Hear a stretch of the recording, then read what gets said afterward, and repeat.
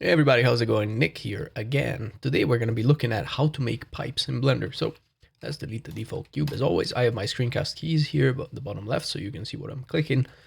Let's add a plane, right? Shift 8, add plane, go into edit mode, grab all the vertices, we can hit M, collapse at center. So what's going to happen now is that everything is collapsed into a single vertex, right? A lot of people will start with like a curve and stuff like that. I feel like this is honestly the easiest way. And it's, the one that if you're making straight pipes, you can control the best. So you can then extrude up by EZ. So we snap on the Z axis. You won't really be able to see exactly where it's going. I mean, you can see the vertex, but be careful with this. So, and then we can extrude on the Y, extrude on the X, extrude wherever you want. This method is pretty cool because, it will allow you to freestyle a little bit. If you need to be precise, you can always hit numpad 1 or numpad 3, or whatever. Like if you're aligning it to anything else, and you can, check it from orthographic view, which is pretty cool. Now, let's say that this is what I want. Maybe one more. There you go. Let's say that this is what I want, right? So right now, everything is just an edge. It's not a curve, right? So we cannot exactly extrude it anywhere, but we can go ahead and grab all the vertices. We can bevel them up with Ctrl B and V. And, another thing, just because you want to bevel them doesn't mean you want to bevel them all the same way. Maybe this one you want to give it a bigger bevel. This one you want to give it a really small bevel, like it really depends. But be careful because the amount of vertices, of segments that you give to this bevel is gonna dictate how high resolution the curve is gonna be. So be careful with that. So let's say that these are like something like this. This one I make it pretty big, something like that. This one I make it kind of small, something like this. And I have my pipe. However, still a mesh. Remember, it's not a curve. So we hit F3. We look for convert to. I already added there, but if you don't see it, just look for convert to curve. And now it's actually a curve. So if we now go into the curve panel here, we will see that we have offset, which does nothing because we need to do depth. So increase the depth. I always get confused with this shit, I guess. So increase the depth. Be careful here because if you plan to extrude later, you gotta be careful not to increase the depth too much. Otherwise, you won't really be able to extrude. Like for example, you look at this area here. You see how that's already almost. See, here is clipping in itself. So keep that in mind. Like plan your pipes a little bit so that you don't end up getting those overlaps because they will destroy your geometry and it's gonna look like shit. So once we're good, like with the extrusion, let's say, okay, this is fine the way we've done it. Be careful because this will do nothing. If I go into wireframe, right, look at this. This does nothing. Well, why is that? It's because, like I told you before, the vertice, I mean, the segment count of those bevels will dictate the resolution of it, the resolution of the U. So there is nothing you can do now to increase it other than applying a subdivision surface modifier. But we don't need it, it's okay. However, what you can increase the resolution of is the actual resolution of the sides of the pipe, like that, you see? So what it depends if you're going for, like a game ready pipe or not.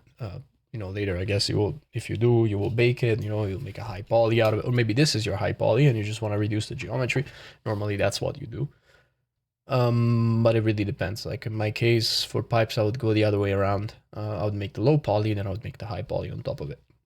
But let's say, right now I'm just doing something for demo purposes, so I'll make it 16 and do not fill caps because you're gonna get this kind of geometry, which is horrible. Trust me, you don't want to fill caps. And once we're happy with it, remember this is still a curve. Once we're happy with it, we go F3, convert to, back to mesh. And now it's a mesh. Awesome. Now what we can do is shade auto smooth. And in the areas where the pipe is kind of wide, right? Like definitely not here. We can go and add an extrusion outwards to make a connector. So let's make the pipe a little bit more interesting. I'm gonna add a couple loop cuts with Control R. I'm then gonna hit faces and select these two and Control numpad plus until I get to the end. Control E, extrude faces along the normal.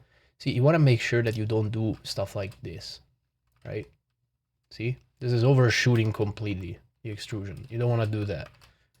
So that's why I'm doing it in an area that is pretty big, so that I'm not going to encounter that problem, right? So that's one done. Then, what can we do? These are all pretty tight. So actually, funny enough, what we can do it the other way. So we can, for example, grab these two, Control numpad plus, missed one, Control E and extrude, but inwards. See that? And we go extrude inwards. And then that's we had a standard connector here in the middle, not an angled one. Right, and that's it. Now, you know, as per good, good practice, we don't leave 90 degrees perfect angles. So what we want to do is we want to go into select. Make sure you're in edge mode, by the way. Select sharp edges. Now this will select all of the sharp edges that are above 40 degrees. Okay. If you reduce this clearance, I mean, normally it's, I think, 30 or 35. If you reduce this clearance, look at that. See, it will start selecting other edges. You do not want that. So normally I want anything that is above, like, you know, this is 90 degrees or whatever. Anything above 50 will do the job. And you can then increase the mean bevel weight and the mean crease. And now I can do something pretty cool. Go and add modifier, search for bevel. Set the limit method to weight. And this will only take into consideration what you marked as sharp. So what you marked as mean bevel weight and mean crease. And now we can reduce it to something more reasonable, like a 0.5. And you will see now that we have these bevels, right? Look at that. See that? Now we got these mini bevels. Well, those are chamfers really, but we can turn them into bevels by increasing the amount.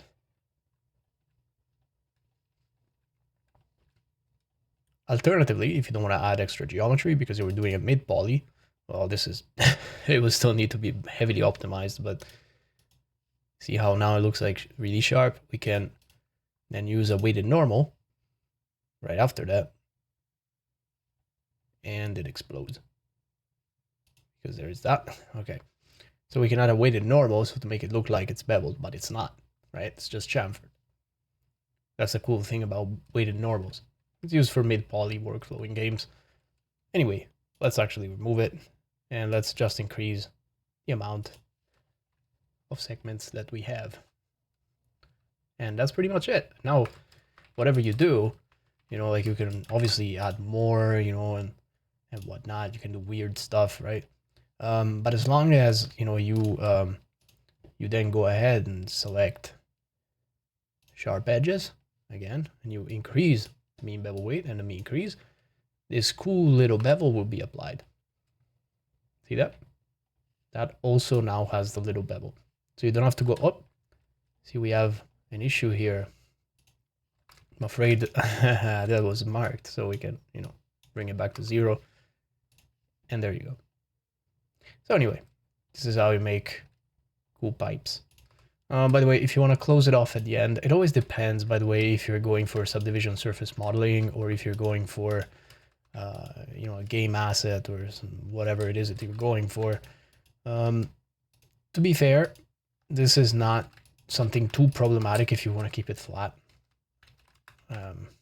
Blender, hello. Okay, it wasn't selecting the edge, I don't know why. So anyway, you can grab the whole edge, hit F, and then what you can do is, again, mean crease, mean bevel weight, and now it added that little interesting bevel. So you can also, you know, snap it down to 0, or, you know, just reduce it, do something like that, and you're good. Sure, if you really want, you can delete it. And delete faces if you're doing subdivision surface modeling, and add a go ahead with F3 and grid fill. And that's it. If you now do control 2, which is to add a subdivision surface, that will be fine. And now we added even the subd, and if I remove optimal display, you will see that everything is fine. There you go.